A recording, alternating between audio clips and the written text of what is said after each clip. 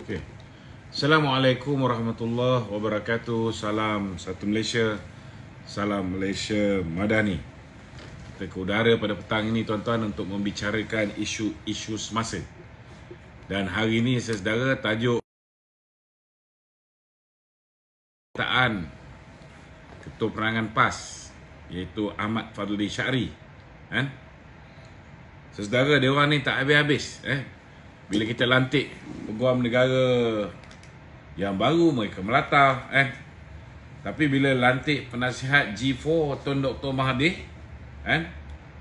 tak pula mereka. Laju betul si Ahmad Fadli Syari ni komen ataupun keluar kenyataan bila Datuk Muhammad Dasuki Mokhtar dilantik menjadi peguam negara yang baru. Saya nak beritahu Datuk Dasuki ni dia SG Solicitor General kita. Kalau ikut hierarki ni memang patut pun dia naik. Tapi apa pasal Fadli Syari ni dengan secara sinisnya menyifatkan Pakatan Harapan memerlukan bakul sampah bersaiz besar untuk buang semua manifesto yang pernah dicetak dan diedarkan semasa PRU yang lepas. Ini satu bangangnya Fadli Syari ni. Untuk makluman Fadli, tak ada satu parti politik pun yang manifesto dia boleh dipakai, kerana semua manifesto, baik manifesto PAS, PN, BN, PH, semuanya telah ditolak oleh rakyat. Tidak ada satu parti pun memenangi pilihan raya dan boleh memerintah secara bersendirian untuk melaksanakan manifesto parti masing-masing. Kritikan ni kononnya menganggap kerajaan Madani hari ini tidak ikut manifesto dalam pelantikan peguam negara. Kononnya tak berintegriti lah tuan-tuan.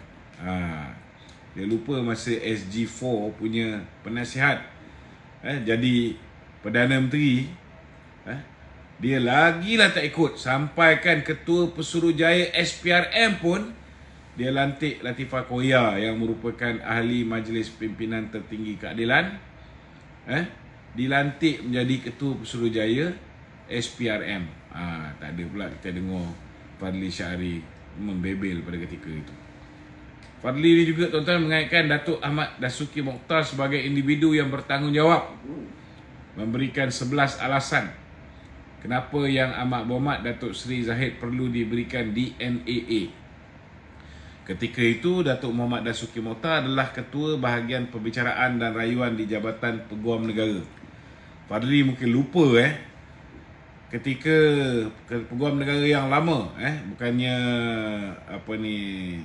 Tan Sri Tariruddin, Tan Sri Idrus Harun, ketika dia memberikan DNAA ni tuan-tuan, yang menjadi salah satu punca dapat DNAA ni bila kantoi tuan-tuan, surat daripada DPP Akram Garib bagi memo dalaman kepada Tan Sri Tommy Thomas mengatakan bahawa semua IO yang terlibat dalam penyiasatan kes tersebut, begitu juga dengan DPP, beranggapan bahawa tidak ada kes ke atas kes Datuk Seri Zahid.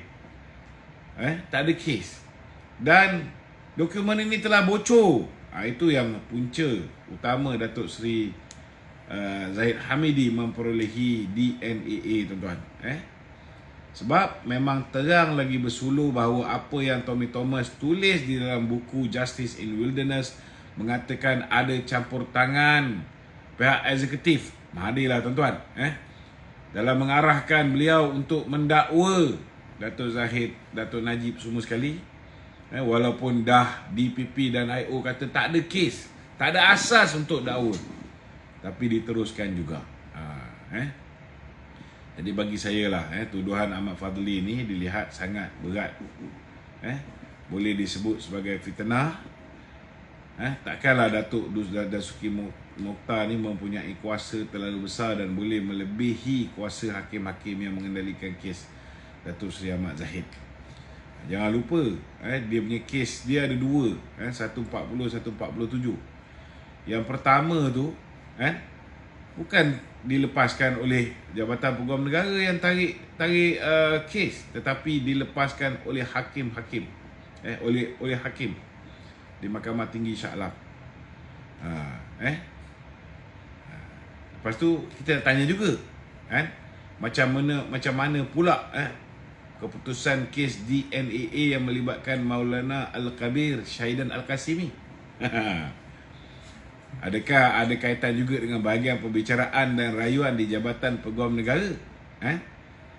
Maulana Syahidan Qasim yang didakwa kerana mencabul budak Baskers tuan-tuan juga memperolehi DNAA.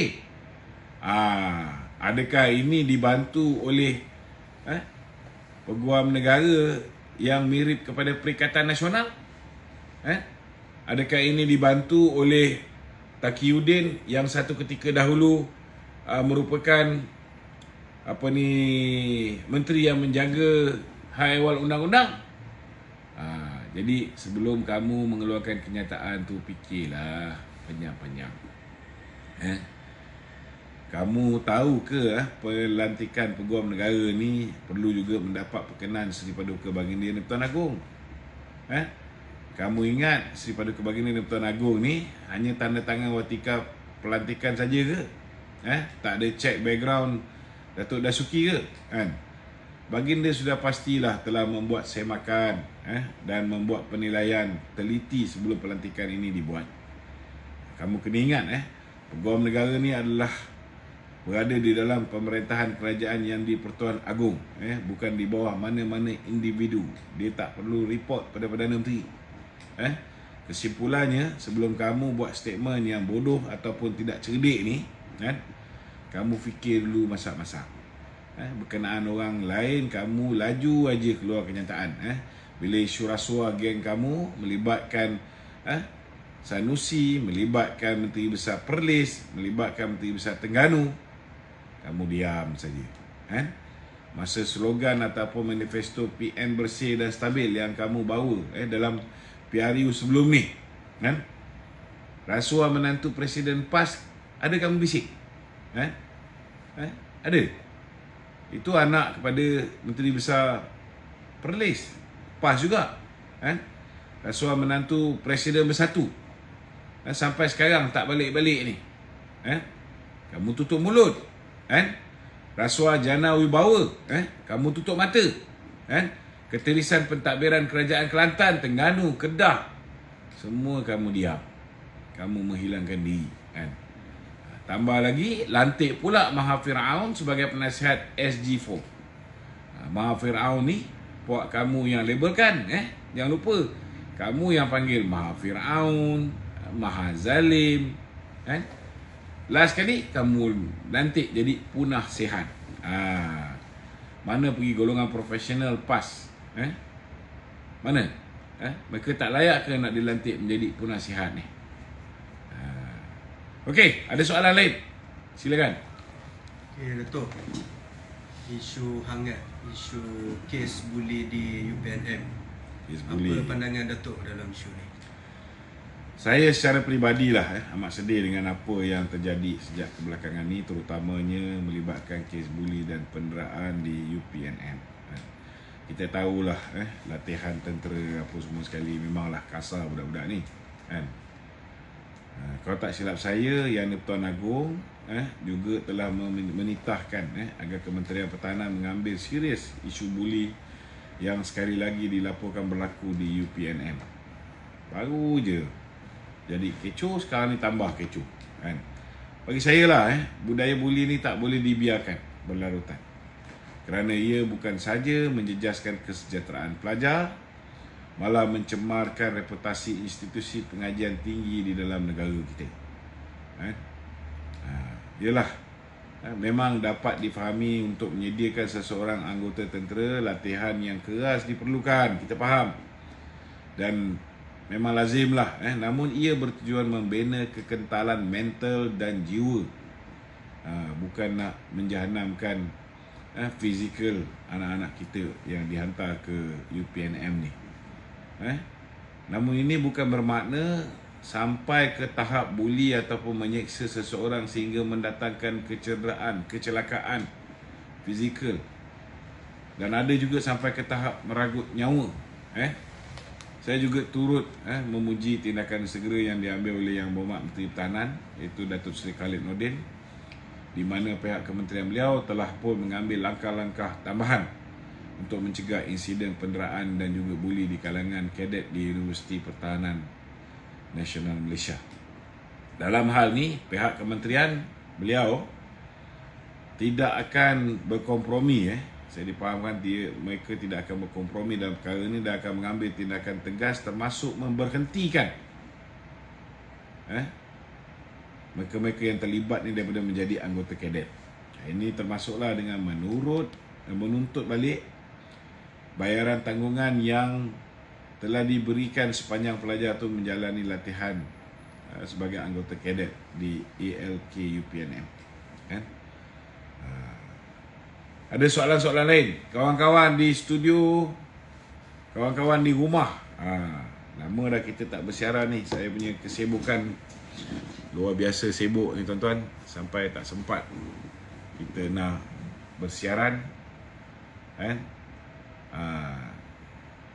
Faridah, tak ada apa nak tanya ke Faridah. Geng-geng PAS ni tahu maki je tuan-tuan. Apa yang dia panas sangat kita pun tak faham kan. Okey, ada lagi? Silakan. Kalau ada soalan. Daniel, ada soalan? Irfan? Tak ada? Okey, kalau tak ada soalan, minta tolong kawan-kawan tolong share live kita pada petang ni. Semoga ianya memberikan manfaat kepada seberapa ramai yang mungkin. Assalamualaikum warahmatullahi wabarakatuh.